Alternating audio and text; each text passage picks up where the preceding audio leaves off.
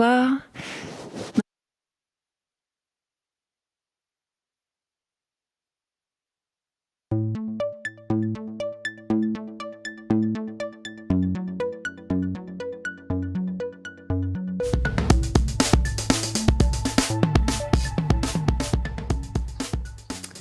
Bonsoir, bienvenue à l'école de l'Anthropocène. Good evening, welcome to the École de l'Anthropocène.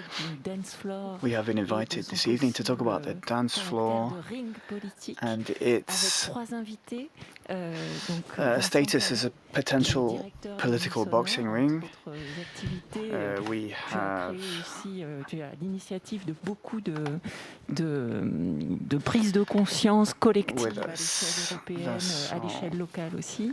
Carrie, director of Artifati, who created the Nuit Sonore Festival in Lyon.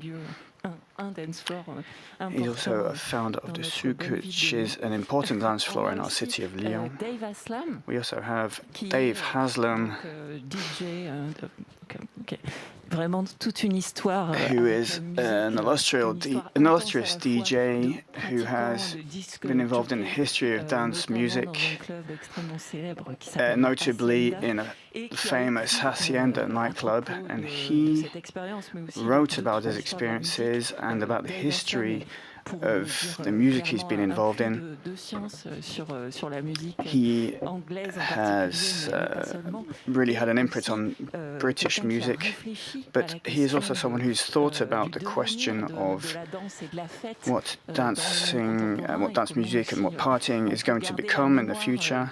Des scènes passées du dancefloor tel qu'il est apparu, mais aussi tel qu'il a disparu parfois dans certaines scènes. Was involved in the past of clubs and the dance floor, and is involved in thinking about what will happen in the future.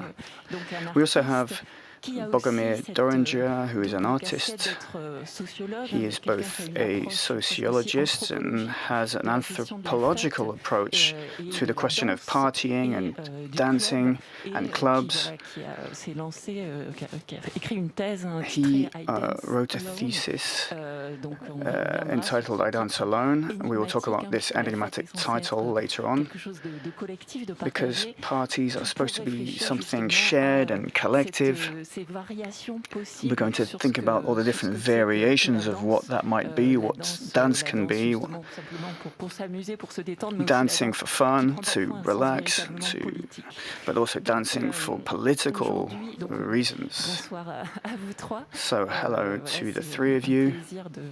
It's a real pleasure for us to be here together, well, almost here. We have big screens here at the venue, which makes us feel as though we're all together. So hopefully we will be able to think collectively rather than individually, thanks to this event. So Vincent, you are here today, so I'm going to start with you. And I'm going to talk about the current situation, which you are particularly sensitive to and which you have been analyzing for a while now. And you wrote an article for the Libération newspaper in October after the declarations of Roselyne Bachelot, the French minister. She said that the world of the night does not belong to the world of culture. And your article attempted to stake a claim that dance music and clubs were an important part of culture over the last 20, 30, 40 years. And when you exclude this world of dance music, the culture of the night, that puts it and pushes it into the hands of the police. That's how you write it. So it becomes a problem for the minister, the Home Secretary, for the Minister of the Interior, rather than the Minister of Culture.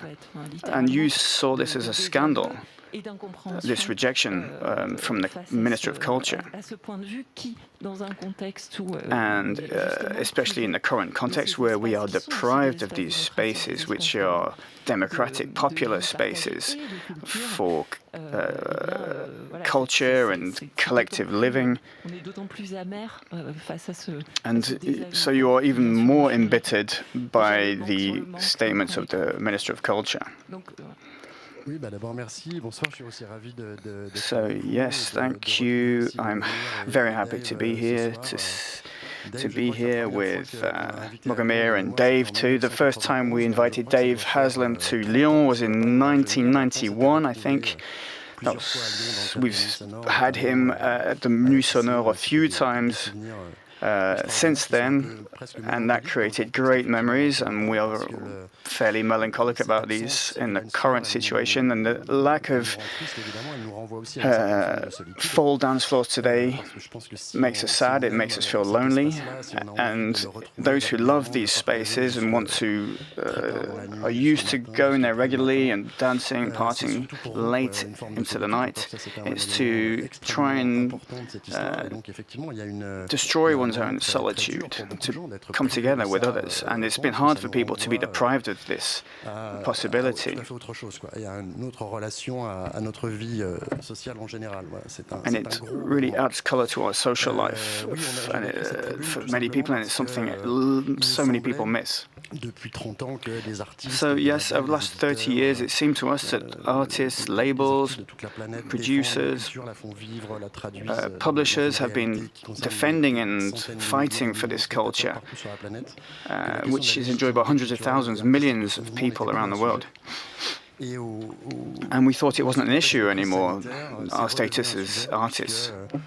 And the space in which people party, in which people enjoy all different kinds of nightlife and dancing, is talked about as irresponsible, as if the population who loves going out at night has something of a civic responsibility, which is completely incongruous, and it creates bitterness in people's minds. We consider where we create relationships, where people come together, different populations are reconciled, where there's a collective effervescence, which is very important for people's social life. We want to be positive actors in our current era. We want to defend positive values. And these dance floors, these clubs, these spaces are something that allows so people's relationships to crystallize, for democracy to be crystallized. This is something that takes place more in these kinds of locations and in the locations where power is wielded, political power. So it's not just about clubs, it's not just dance floors, it's about cafes, it's where people socialize and enjoy culture. But this absence affects not just cultural consumption, it affects a democratic existence of the young generations. So that's something you pointed out earlier. It is an intergenerational dimension in the club experience today. It's quite a rare democratic phenomenon, which you don't see in other contexts, like, for example, a father and a son, or a mother and a daughter who find themselves in the same party, the same club together at night and sharing the experience. That's what is so unique about our musical movement more than any other. There's not been any conflict between generations. When the techno and electronic music scene emerged, it was a kind of reaction to the previous aesthetic. There was a kind of destitution and something that reacted against rock music, something that wanted wanted to move in a different direction. And that aesthetic, which became very widespread,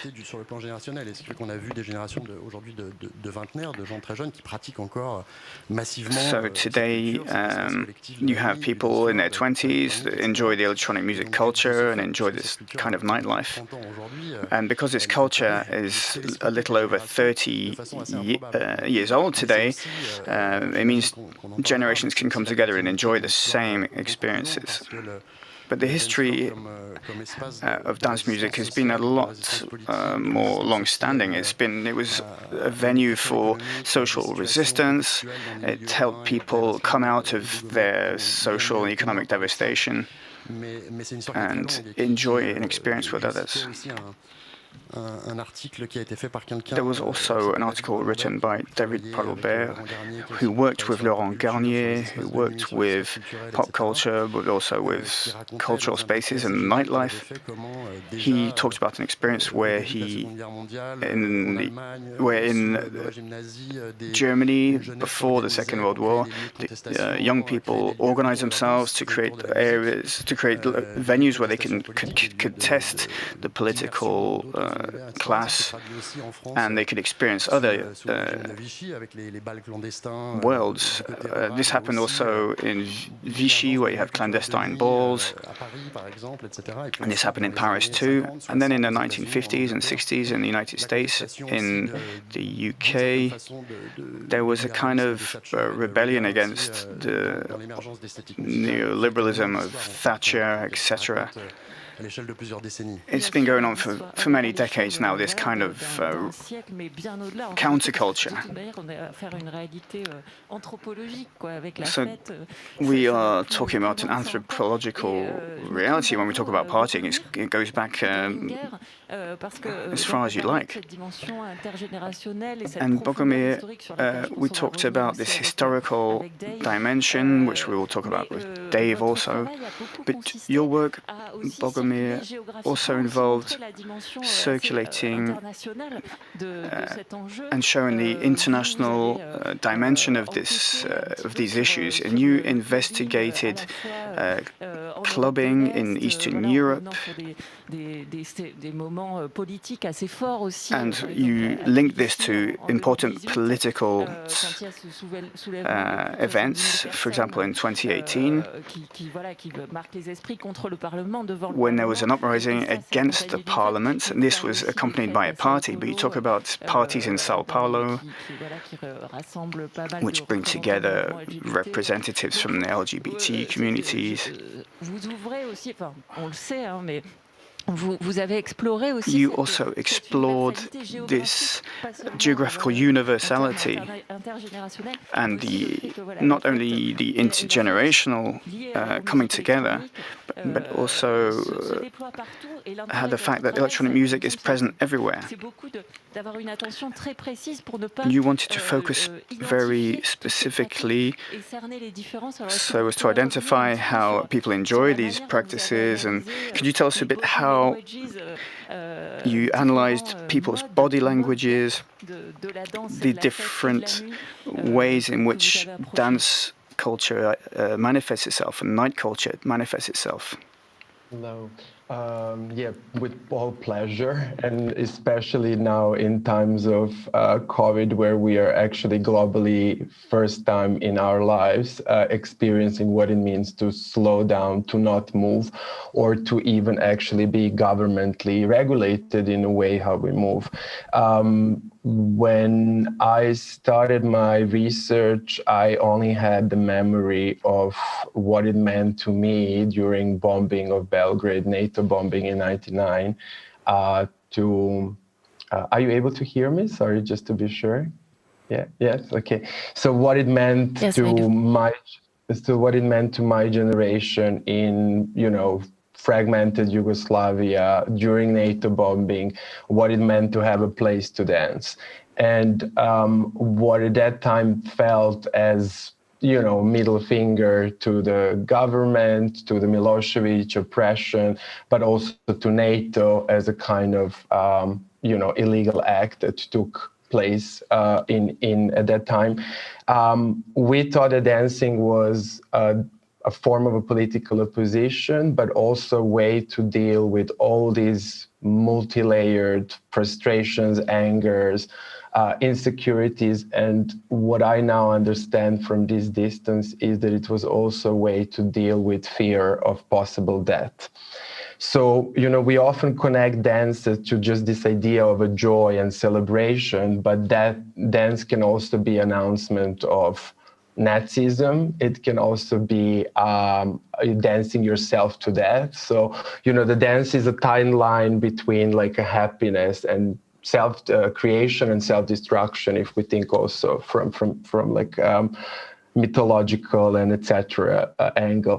But what was for me very interesting is that I learned to dance in that way. And when I moved to Western Europe, which was first of all to Amsterdam for studies, I was shocked how there is no any political intention of a dance. You could say that that's a kind of a phase of a full-on commercialization of a dance culture that we are addressing. So I was interested if we, by watching crowds, can, in the same way as we predict by watching clouds that the bad weather is coming, if we can, by watching crowds, also sense certain social political changes.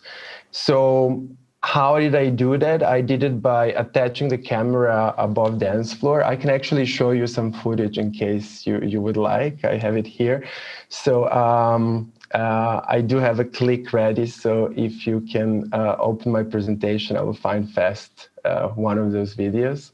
So basically by attaching the camera above the dance floor, I started just analyzing the crowds. It could be a techno festival, it could be a techno club, but it doesn't mean that that crowd is dancing for same reason or that dance has the same function. So, the dance can be quite different, can be, sexual, liturgical, competitive, martial. It can celebrate masculinity, it can celebrate queerness. But what I was actually really interested is when will this dance become political again? So when will the crowd start moving in a different way? When will this collective dance happen again? So following that idea, I did film a lot in Western Europe, but biggest excitement was when I started filming in Georgia, where I discovered a club called Bassiani. And 3 years later, this club was able to organize a large collective amount of people to protest for different reasons, for drug restrictions, for freedom of movement, for freedom to move differently. So what's interesting for me is like, if we think about dance, it's a freedom to move.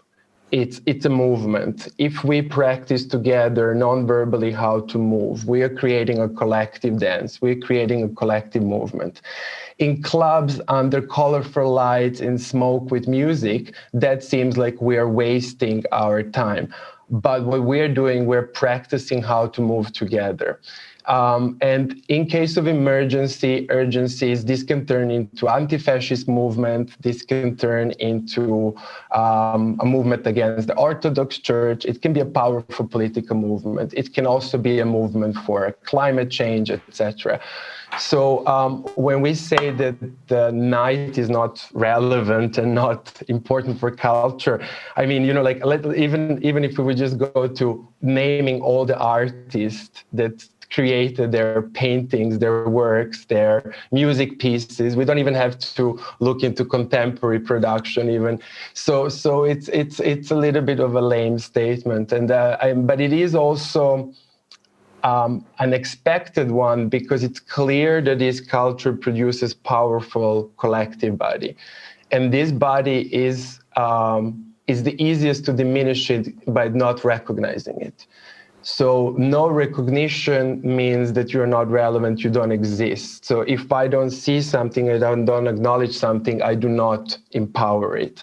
So it is also very much a political speech and strategy the same one that was used in ancient Rome when bacchanalias were popular, where, you know, these crazy rituals were presented as attack on masculinity, on patriarch, because the slaves were dancing together with all these different social layers.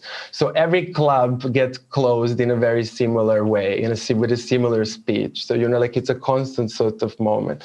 What I think now is important is that yes, there is a certain crisis that all the music festivals or art collectives, everybody that sort of belong tonight is experiencing because of not being recognized of cultural importance. But also another thing, what we are here talking, even maybe what is broader, is that when people don't have these spaces, which are a form of a self-hygiene, of socializing, of behaving in a different way, empathy, practicing different empathies, bonding, connecting, we will experience a lot of loneliness. There is already high rate of suicide, overdoses, depressions, etc. So nightlife is important vehicle. It's not night and day. It's 24 hours what matters. And yeah, but anyway, we can address this later. But yeah, basically by watching crowds, you can say a lot about times in which we live, but also you know, you start wondering, what is this dance about, let's say? What is this individual moving for? Or, sorry, I lost now my presentation again. But yeah, we can show it later. But this was a little introduction. So this is how I filmed the crowds. You know, if we think about dances in let's say, 20th century, all of them had some social political urgency and agenda, you know, from hippie movement to voguing. Even Gabber dance, it had some kind of reaction to the yuppie Amsterdam, let's say. So what I did, I attached the camera above the dance floor, and by just watching the crowds and trying to understand what they move for or why they move, in the same way as we watch dance piece on a stage, you can extract a lot of ideas, knowledge, and then that becomes the kind of collective process where I would engage with other experts, writers, scientists to also document this and prevent as a knowledge to remain, because we tend to forget things even like 10, 15 years before or after. So yeah. Okay, yeah, thanks. Merci beaucoup, c'est vraiment très intéressant. Thanks a lot. It's very interesting to see you. It's very to listen to you. In these images, we can see enthusiastic people. I felt like dancing with them, join them. Maybe not in the middle, because it seemed to be a bit violent. But what I like with your approach, Bogomir, is the comment you've made about the fact that on the dance floor, you train yourself to move, and maybe, I mean, you teach your body how to move, you teach your body freedom that is maybe sometimes not allowed in another daily social context. And that makes me think of a comment made by Walter Benjamin about expressionist movies in the 30s, when he said that workers go to the movies to see how their body can move. So this is the expression that dance floor can be political, because it's a place where you can train yourself politically. It doesn't mean that if you go dancing, you're an activist, of course, and you're into a guerrilla, but you train your body to the possibility of liberty and possibility of subversion, possibility to be critical regarding all the constraints on our bodies, because social life is a training of forcing your body to do a certain type of things. So it's a political training, and at the same time it's very material, because of course political ideals are not always present on the dance floor. That being said, in Europe, clubs are not as political as they may have been in Eastern Europe, as you said, or also in cities such as Sao Paulo, if I've understood you well. So now I would like to ask Davis Haslam his position, because in Europe we have this culture, we tend to idealize the free parties, the rave parties, and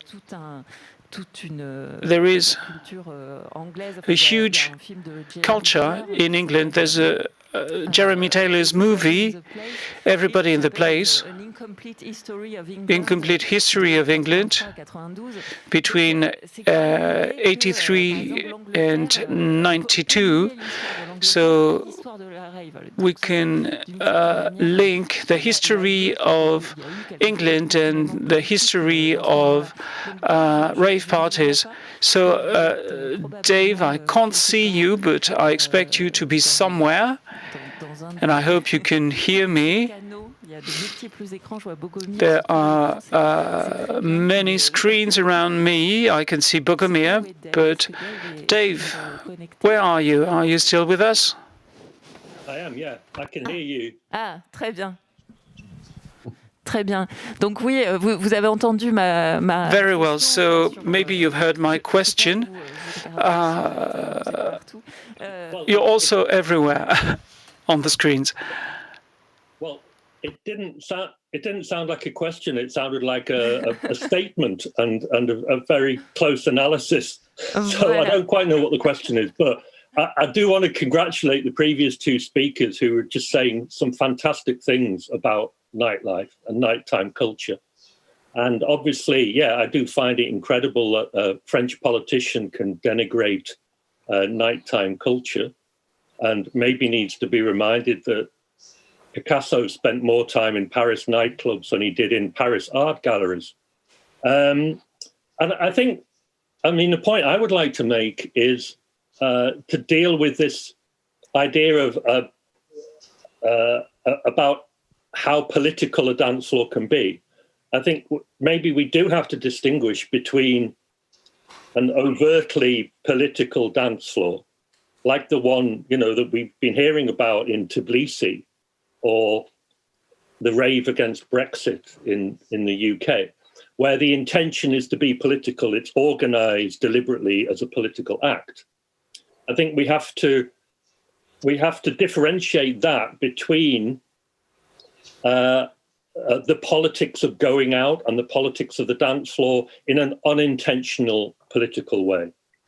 I mean, there are so many examples that I could give you of times when people have gone out ostensibly to escape, ostensibly just to dance, but actually have enacted a political act. They're not political activists, but it's been political. I'm just going to give a couple of examples, just so I think we need to maybe widen out the discussion a little bit about the definition of politics.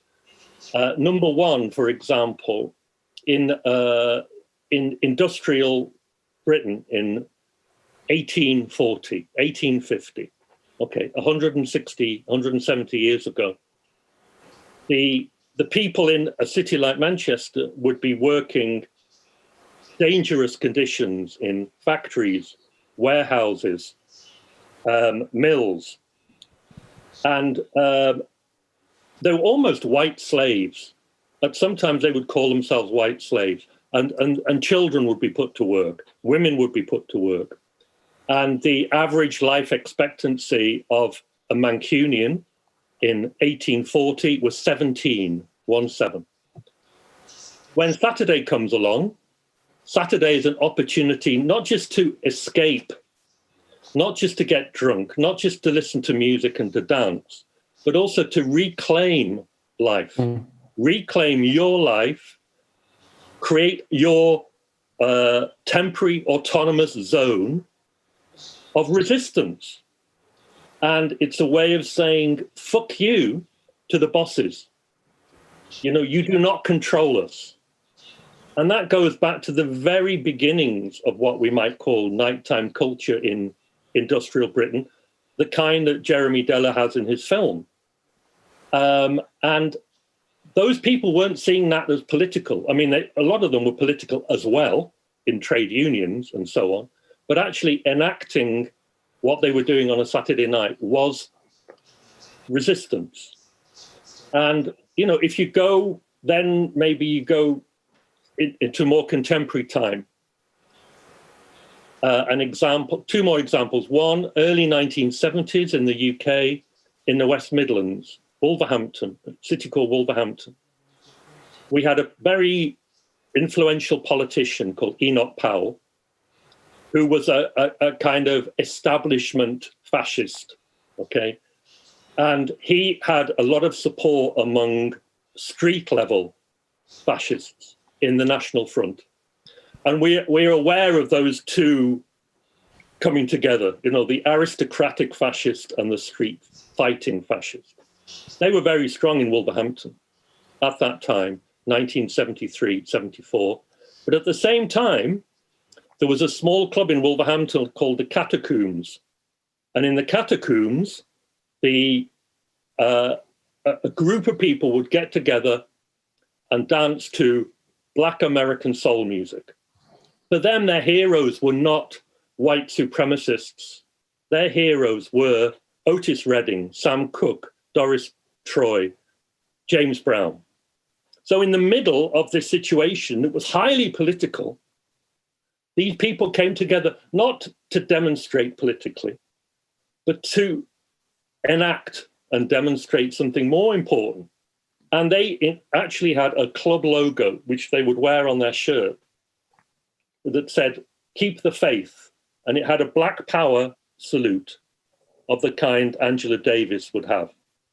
So they didn't see themselves as political animals. And the final one, I guess, is I really loved the French film.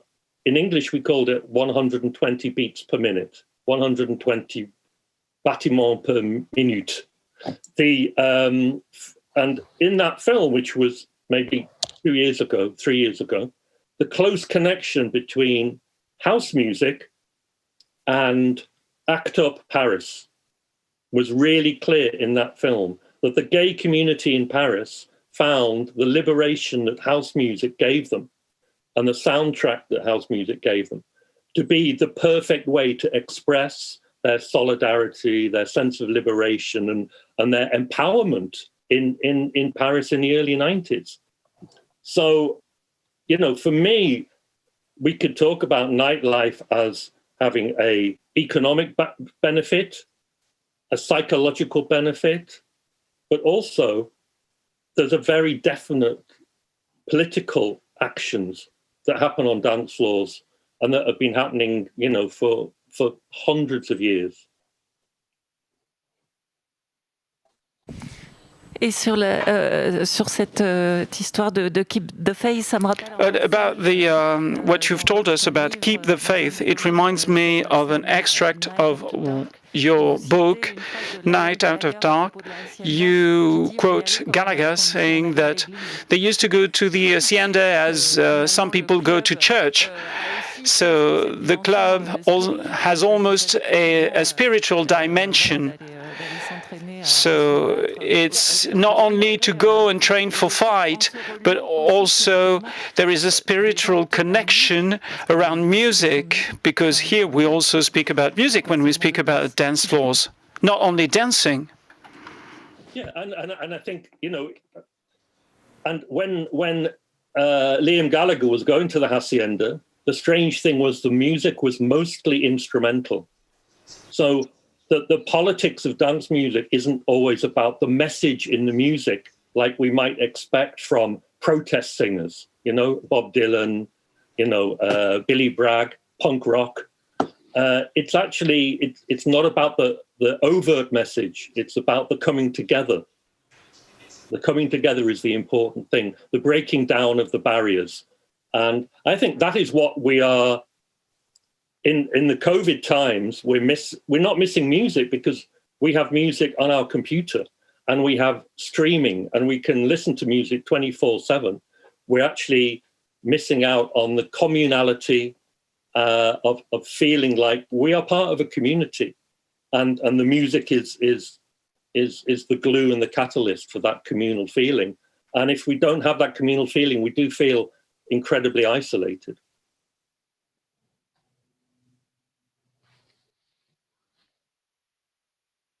Une réaction par rapport à ça, Vincent Carry, par rapport Vincent Carry, do you want to react to Dave's words? I'm always deeply moved when I get to hear this, particularly in the current context. I'm touched. Clubs are places where the outdoor environment, the socio-political context, and the impact on a club is not the same one whether you are in Paris in 2010 or in Tbilisi at the time of the revolution he spoke about, or in other areas in Lebanon, or in places, or in the England of the 70s Dave has just spoken about. I mean, this has a huge impact on the community, although the community principle is true, is real everywhere. It's a collective political responsibility. The place itself that welcomes people, because the place itself also has an art policy. What is the cultural proposal of the club? What is the commitment? What is the revendication, the openness, the ability to bring together people, although they may be different? Also the artist's responsibility to follow this path, to ask the right questions. When we speak about recent political movements that have mobilized the young people, we were speaking about demonstration for climate or Black Lives Matter demonstrations. The cultural approach of festivals, clubs, the nightlife in general also have to deal with these events. They have to show sensitivity. There is an immediate impact on them. Liberty that creates upheavals. So we're out of our daily loneliness that impacts people, that is often violent, that is not only a physical violence, it's the daily violence due to the hyper-consuming world, society we live in. And to find yourself in such a place, this is also, I mean, if the venue is really responsible in that sense, it creates special moments and communion. And these moments, we miss these moments. Dave, in several of your books, you speak about these moments, your memory of clubs, whether you speak about Glasgow, Liverpool, or Manchester, at the beginning of Life After Dark, you say that many clubs you're about to speak about have disappeared, and you say that I prefer to speak about the clubs who have invented something and not the ones who have copied something. And to go back to what Bogomir said, in your approach to dancing bodies, have you wondered about clubs themselves, venues and choices of activism, more or less artistic, political, around the world? I don't know if I've made myself clear, but I think the issue of venues Vincent Carry has spoken about is quite interesting, because we can see that collective memory about parties is connected with specific venues such as the Hacienda or in Badouche in Paris or many other examples we could think about. So the venue itself, the name of the venue, its history, are these elements important in your analysis about dancing bodies on the dance floor? Yes, definitely. If we think about venue, it's not actually about the venue, it's about the values of the venue, which often comes from people who run that venue. It's very simple. It's if I welcome you to my house, the way I set up my house, the way how I'm open for some change, the way how I choreograph, how I make your experience, the music, the choice, the way how I treat you from the moment you enter the door. All this will resemble in a way how freely you feel or how vulnerable you feel or how empowered or how welcome or how loved or how spectacular you feel. So in my research, what I was also addressing is the exploitation of rave culture, of club culture, by random openness of venues and spaces and growth of music festivals that do not think about what are the values that we want, that they resonate through the people. So I was really experiencing, as I said, yes, you have a large amount of music festivals or clubs, but the values are very unclear, and it's clear that people are often using this system just for economy reason. So for me, it was interesting to filtrate that kind of a trash of places and find a place where, first of all, I feel comfortable as somebody who experienced all kinds of situations, but also where I can see that vulnerability is accommodated instead of just where the dance is, when the trance is possible. Because, if we're talking about nightlife, we love nightlife because we also behave in a different way than behave during the day. Since we are born, we're thrown into education. This is how you walk. This is how you behave. This is how you work. This is how you succeed. So our bodies, the same as Dave said, are not ours. We need to find a space where we can reclaim the body. And, can you imagine if even we feel like that, what does it mean for, let's say, a Black community, a migrant community, a working class community, different social layer? How do those bodies feel? So the nightlife is a place where we need to allow vulnerability in order to empower, and vice versa in a way. So yes, I think that there was a lot of places that were exploiting and not actually even referring to the values that we are addressing now. So in my research, it was clear to give visibility to those spaces that have these values as part of their program. And, we didn't have to wait for Trump to be elected to speak about sexual harassment, no inclusivity. Even the research that was showing that there is not enough female DJs did not come from after Trump. It came before Trump.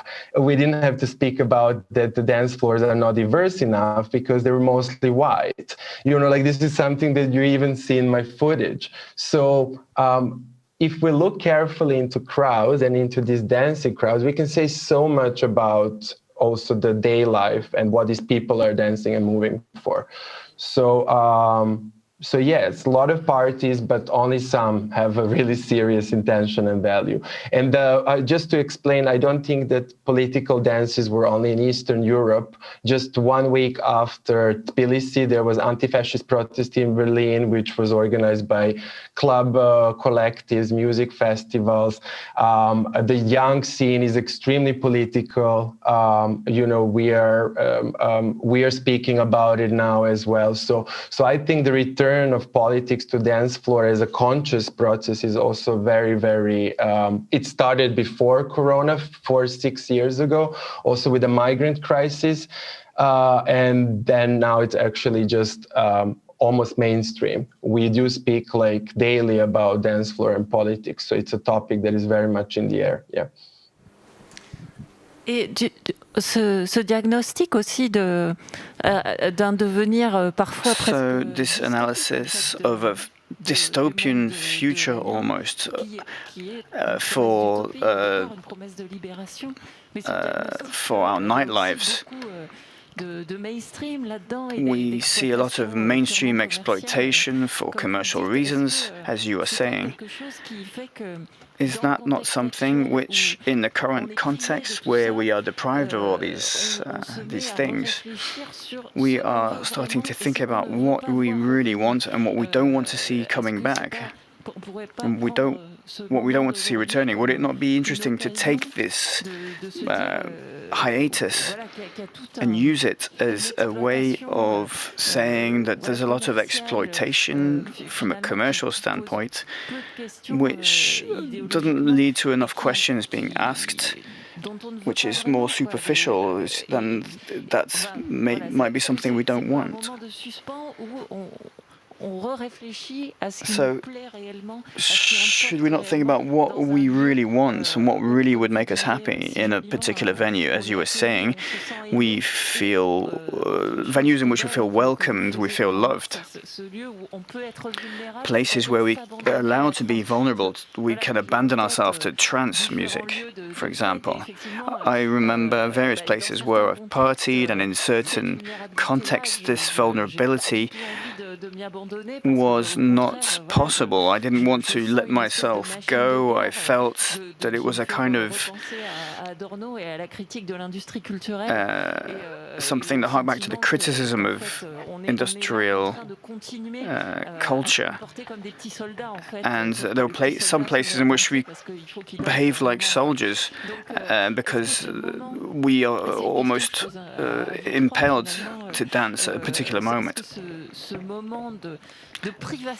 So is this current time of complete deprivation, is it not an opportunity to redefine what partying is and to define what false partying we don't want anymore, what kind of fake enjoyment? So it's a big question. We need to be quite humble about this. But I completely agree with what Bonamy said. There's a lot of exploitation, which is unnecessary, as Bogomir said. But the way in which he describes clubs as a house, which means being responsible for those who visit this house, in which you allow this vulnerability, in which you permit people to show their vulnerability. And orchestrating this community is a heavy responsibility. The way in which you welcome people, the way in which you treat them, and their security, their safety. And this kind of responsibility in France is a legal responsibility, is a penal responsibility, because people who organize these events are liable, can be held liable for anything that happens in these locations, which allows people to be free and to enjoy a certain artistic expression. But there's a certain democratic value in these venues, and this is something that is shared across so many venues in Europe. These are ecosystems which are connected. We have had lots of interaction with Bogomir, with Dave, with various people on these topics. We are not thinking about these issues on our own, in our own particular city. This is something many people are thinking about, and thinking about these topics means we have to think about others collectively. As Bogomir said, we didn't have to elect Trump to see that there are not that many women DJs in clubs, and that's clear and obvious. There's nothing that can be contested about this. And there are artists in France and across Europe who are and many people working on finding solutions to these issues, but it's a battle. Dave, do you have any comments or answers to this question of on this? Do you have any answers on the question of what kind of fake partying, commercialized partying you don't want to see anymore, having been deprived for so long? Well, I think we have to remember that there have been commercial and exploitative venues and events forever. You know, it's part of our culture. And if anything, it's what drives the culture. Because for every club that is like that we've been describing, what then happens is that somebody, some resourceful individual or crew, they go out and create something new and something underground and something in a reaction against these exploitative clubs. I'm not really bothered about the mainstream clubs. I mean, there are lots of them in every city in the world. I'm interested in the club down the back street, the club behind the railway station, you know, the club that you can't find unless you know somebody. Because those are the places where the future of music, but also the future of culture is made. You know, I think of New York in the early 1980s, and you have Studio 54, and you have the big clubs in Manhattan full of the millionaires and the famous people and the good-looking people in the newspaper every day, the gossip columns. That wasn't interesting. What was interesting was where the artist Keith Haring was, and the film director Jim Jarmusch and David Byrne. They were hanging out in little clubs in the Lower East Side of Manhattan. So those are the places that have evolved out of a reaction against the mainstream.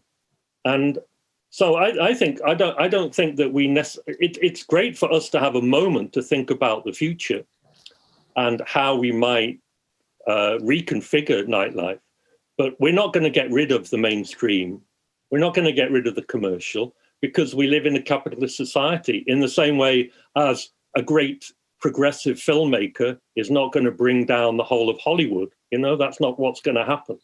So we create our spaces for our community, made out of love for the music. And the thing is, what we have always see, is these things start small. They start with a small group of people, what I call a cell, like a revolutionary cell, but instead they're a cell of cultural revolution.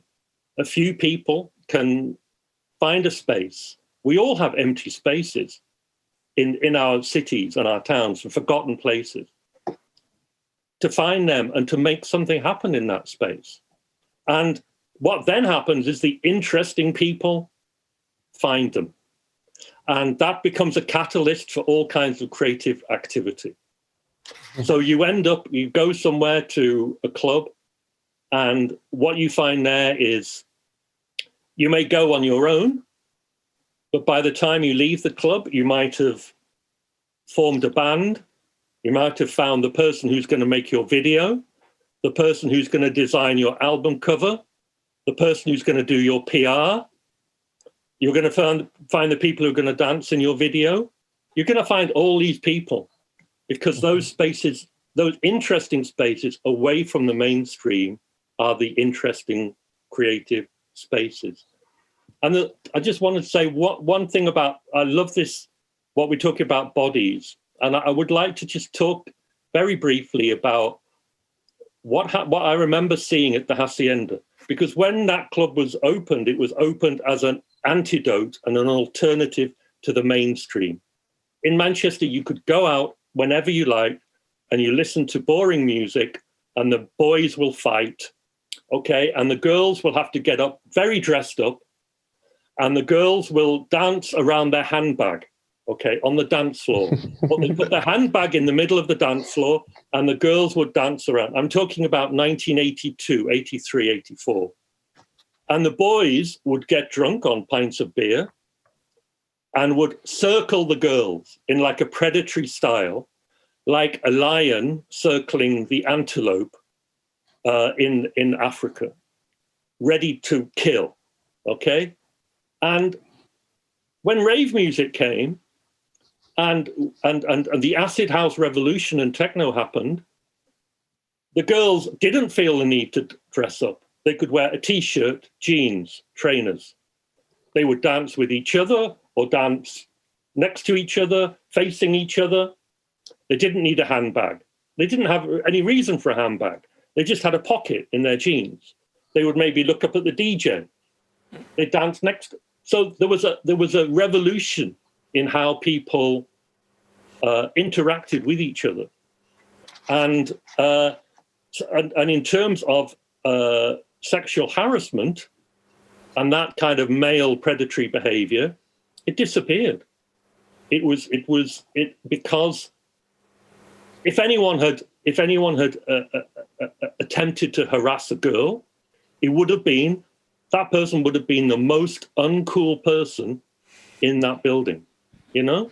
So it's exactly as Bogomir said, it was how we set up that club to bring people in, to make them feel comfortable and to make them feel free to express the very, very core of their being, okay? And people talk about that places like that as their home, you know? There's clubs all over the world where people will say, I walked in, I felt at home. That's an incredible thing to say. And that's why I think, you know, in cities and towns, clubs are the nightclub that is the progressive, interesting, pioneering, open-minded nightclub is more important than the cathedral or the football team.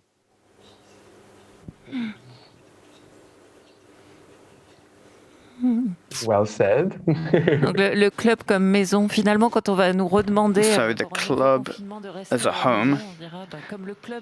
So next lockdown, if the club is a home, and if we're at home because of the lockdown, then maybe the club can be brought into people's homes. Sur cette remarque que vous venez de faire, Dave, sur this comment you just made about these new scenes which were a counterculture against the mainstream. But this also shows that you need the mainstream in order to establish a democratic position, possibly against them, against this mainstream. You talk about New York in the 70s and the 80s and the clubs at the time. These were dance venues, but they were also places where things were being produced. They were the most fertile places for things to happen that could change the history of music and the way people moved their bodies. These were not locations where music was being consumed, but places where it was being produced as well. And not necessarily very different. There's not necessarily a big difference between dance music and punk and rock, as you said, and also between venues where there is art being displayed and produced. And these clubs from the 1970s had a kind of utopic dimension, which was linked to various different disciplines being practiced in a particular space. And we were moving towards not just music consumption, but the creation of music, which you created by dancing, but also with DJs, by selecting playlists and tracks. Vincent, Bogomir, do you have anything to say about that? That's very true.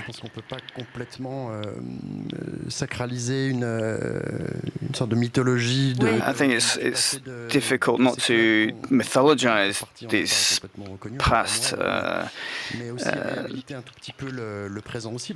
We need to talk about the present today as well, because there are places today where people are creative, produce things, don't just play music. responsabilité ou intérêt pour la création, etc. Loin de là. Enfin, nous, par exemple, for example, I know that in Lyon,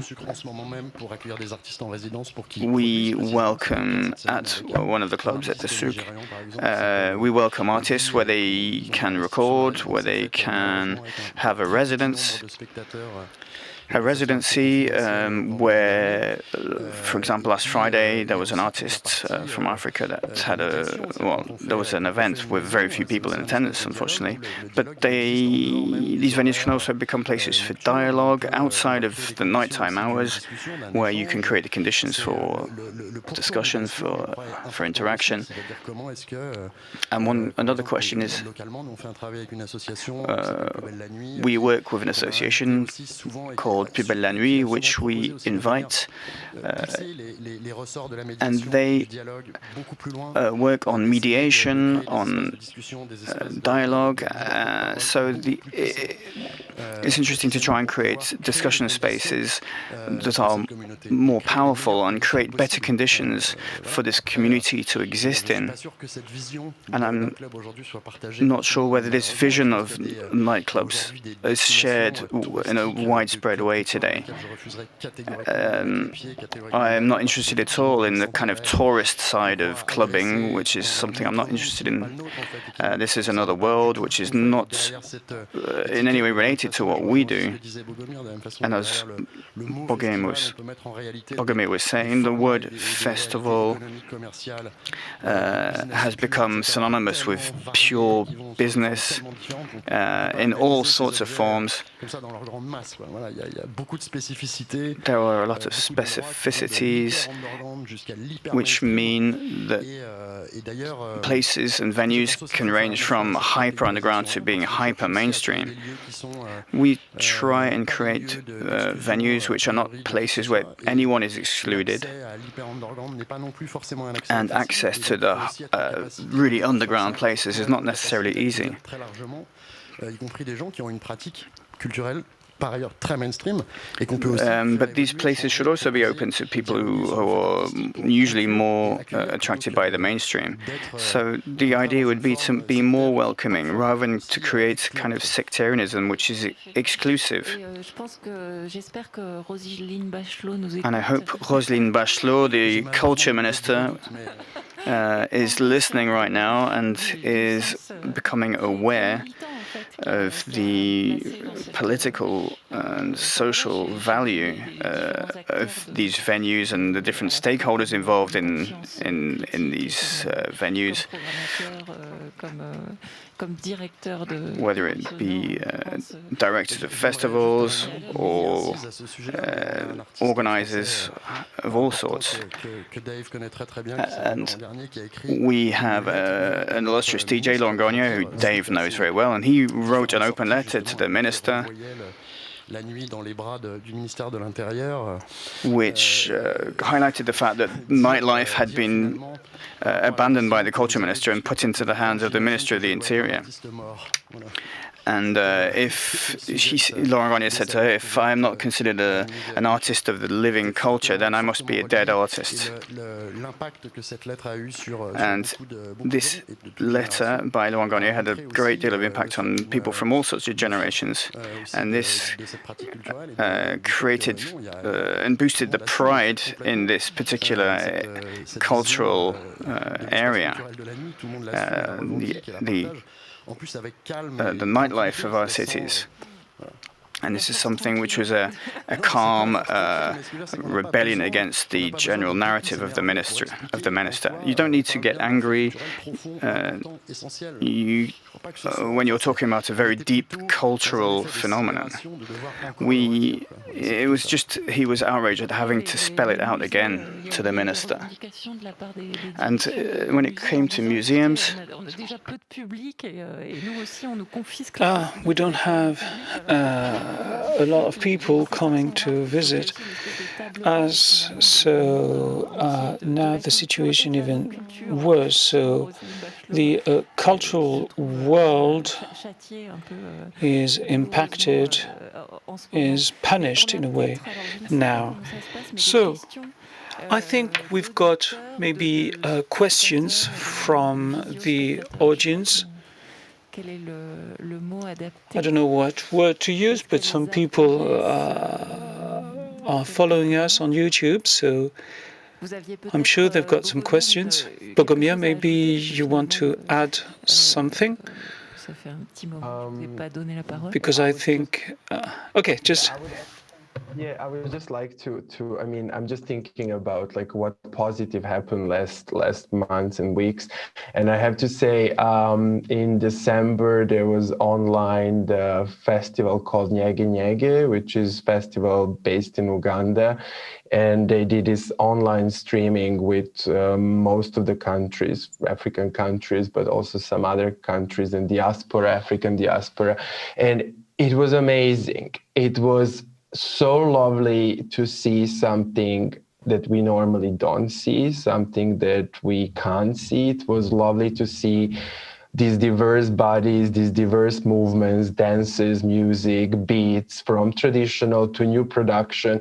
So it made me think that we would never see this if we did not slow down in Europe. And there is this kind of constant obsession for constant dominancy and pushing and being the main, the leading. And I have to say, I think Nyege Nyege would never be such a huge success and would never pull such a big project if actually we did not slow down a little bit.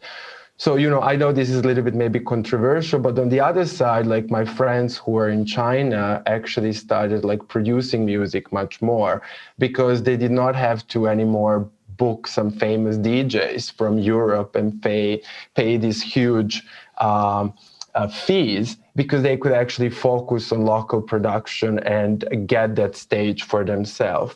So when we think like, I don't know, I think you know, if we think about what is the future, I think it's very, very actually interesting to see also what happens when some of us slow down and how the others then start moving faster. Because we're talking about dance and we're talking about these exchanges of energies and rhythms and vulnerabilities. And so anyway, I just wanted to bring this to attention for those who maybe didn't see it, to look at it, because it's very interesting to see contemporary Africa dancing and celebrating its own music production and dances and culture, which I think would not happen if we were not in a lockdown. So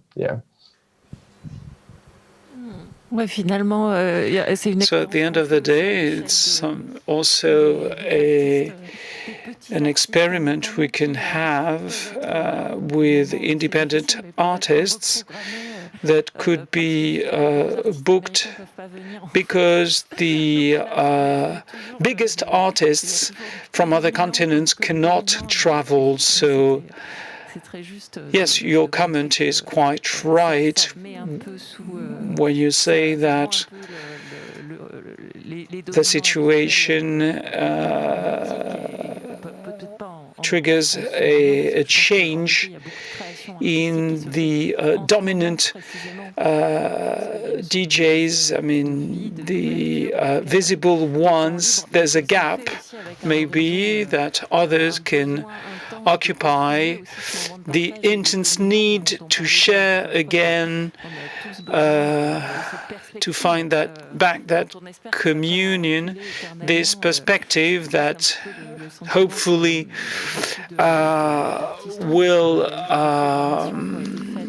this time will come again very soon, because all the artists booked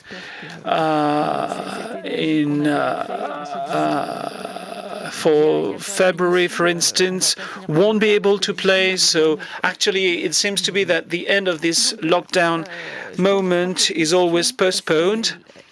So, what about questions? Oh, here's one question. The sanitary crisis makes the bodies go away. Is it for sanitary reasons, or isn't it morals? In a Western society, the relationship with the body is still complex. So it's a question that speaks about the fact that maybe we are in this situation not only because of the pandemics, but also due to repression, if I understand the question well, that would reveal our own doubts about liberating bodies. So that would be a way of stopping of pulsion to express ourselves through our bodies. Quite a complex question, isn't it? So maybe a few years ago we would speak about Judeo-Christian relationship with the body. Well, maybe unconsciously, yes. Now, in real life, repression, I've got the feeling that the issue is about what is essential and not essential, what is useful and what is not useful. Also, the feeling of stress among many people is not to be able to share the hierarchical vision of authority. But I don't feel very legitimate to give an answer to that question about what is unconscious and the relationship of the Western world with bodies, and if we express through this crisis the fear of expressing ourselves more through our bodies. Anyway, there is frustration, that's for sure. Bogomir, maybe you've got an opinion on this question. Yeah, even if we just think about body as daily, or in a way, our bodies are archiving all kind of situations, moments. You know, sometimes when you have a trauma, your back starts hurting. Sometimes the bad memories make you shrink. Sometimes, so you know, we are this kind of moving hard disk of all kinds of things. And then through dance, we can release that. But also if we think about what music does to us, like, I don't know, I'm just going to take a very stupid example, like Daft Punk around the world, where everybody starts dancing like a robot. We actually start embodying this kind of mechanics, which immediately in our mind we are immediately reflecting. So there is this fast process that happens. So what I'm trying to say is that once the pandemic is over, the dance floor might become a space for releasing of all these kind of different impulses. But then again, if I'm correct, and maybe I'm wrong, mostly all crazy dances that will happen in history were connected to pandemics. So, you know, the Spanish flu, the Black Death, even the AIDS crisis, etc. So there is always this moment of a collective release. So yeah, I think the dance is very different when you want to show something with your dance. It's very different when you are fighting for your space. It's very different when you are reclaiming your body. It has a very different urgency instead of if your day was just really lovely and cozy and you're just going out because you want to kill time. You know, it's very different if you're going out because you want to mate, because you want to hook up, because you want to fall in love. The movement will be very different. So as Dave mentioned, I mean, I had to really laugh about the handy bag. I mean, it's like interesting how what is the seduction between the, you know, men and women on a dance floor when it's more actually gender fluid. So it's also like this kind of resemblance with animals as well. But yeah, I mean, we are trying to move. We move for different reasons, consciously and unconsciously, and it can have on all kinds of agendas: spiritual, activist, sexual. And what I think really is the truth is that we are now archiving a lot, and I'm really looking forward to see how that dance will look like once we're able to dance. And another thing now, what's happening is that crowds don't have a space to be crowds. So I think we're probably experiencing very soon the rise of crowds on streets, which is already happening in the Netherlands, because what clubs do, what festivals do, what football games do, they keep this collective unconscious in some kind of frame. And when that frame is not there, when we don't have a nightlife, we tend to get lost and organize differently. So, okay. I think I touched different points, but yeah. Oui, là, on a plutôt l'impression qu'on va tous. Now we've got the feeling that everybody will hug maybe in the streets. Hopefully. But maybe it's just an illusion. Maybe the relationship with our body in the Western world will oppress us. Dave, have you got something to say about this question? About the relationship with our bodies that would be a political pulsion to control the body, and then, political being the ones who have the power, and these ones could stop bodies who might escape them in the framework of this crisis. Dave, are you still with us? Yeah, well, what I would like to say is that, first of all, I think Bogomir, Agnes and Vincent are three really brilliant, articulate and intelligent people, and I've absolutely loved our discussion. And the French do these things so well. Anyway, I just wanted to say that because, that's what I was feeling. I think that I do think it's interesting that that we are more. I feel we are more divided. Certainly, I'm talking about Western Europe societies now than at any time, or the division is as obvious at any time in my lifetime. I think it's probably similar to what things were like at the end of the 1960s. When on the one hand you had the, anarchist student movement, and then you had de Gaulle and Nixon and General Franco. I think now we are in a very divided society. And I can't help thinking that the longer we are isolated as individuals, the more divided we will become. Because it's only when we get out onto the street or into the venue, or when we interact with other people, do we realize that our similarities are more important than our differences? And I think when we're isolated, the opposite happens. We think that the differences are the important things.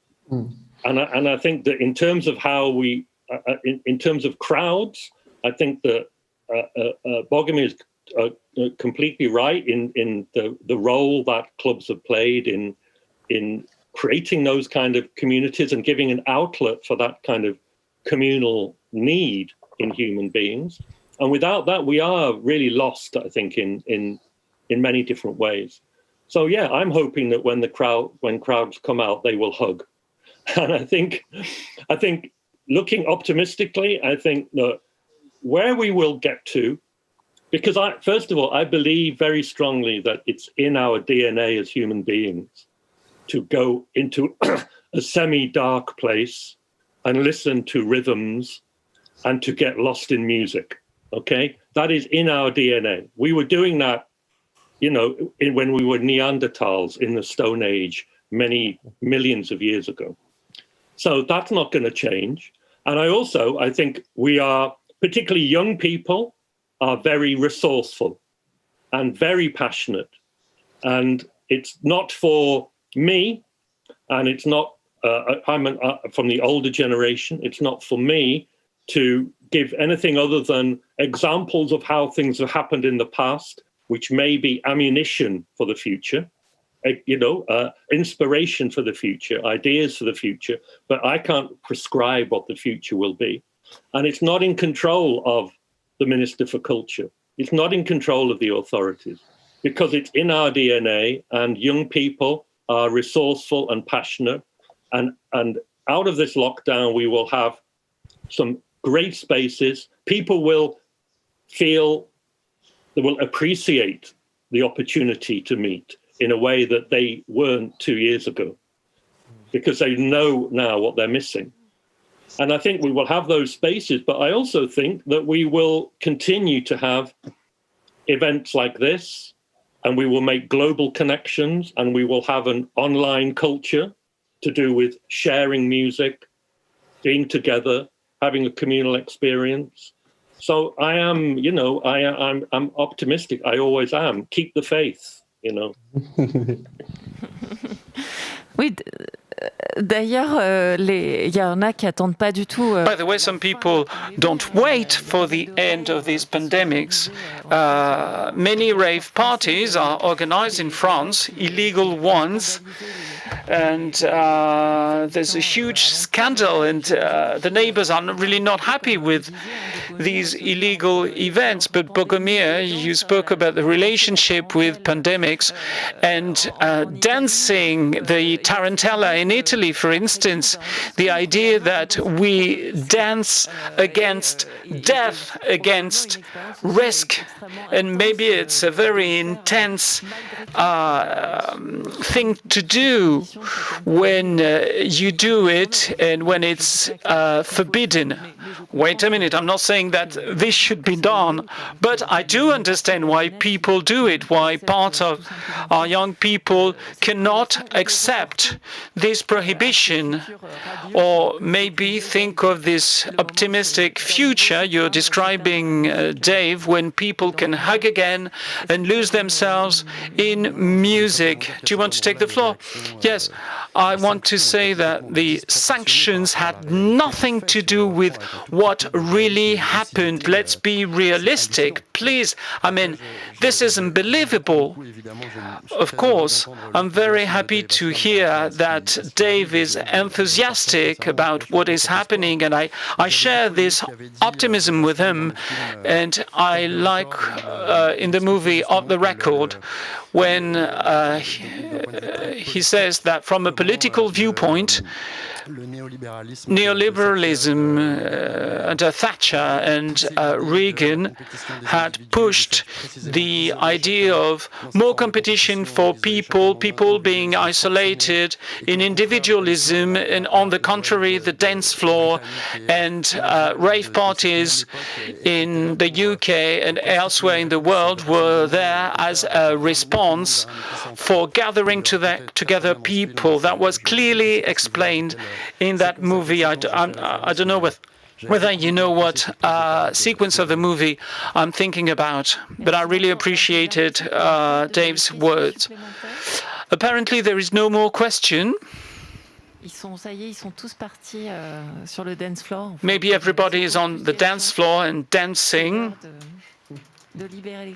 So maybe it's time to free the body. So what can we do now? I think it's high time for us to dance. Don't you think so? And we've got the masks, but we're happy to see your faces. I mean, I miss faces. Yes, I mean, let's say goodbye and let's go and have a drink. Thanks a lot. Thank you, Dave Haslam. Thank you, Bogomir. Thank you, Vincent. It's been a pleasure to speak with you on the way you speak and about what you said, this enthusiasm we can feel when you speak, very interesting and particular viewpoints, and I think it gives us hope. And I want also to thank the Urban School and the École de l'Anthropocène for allowing us to organize this political arena on the dance floor.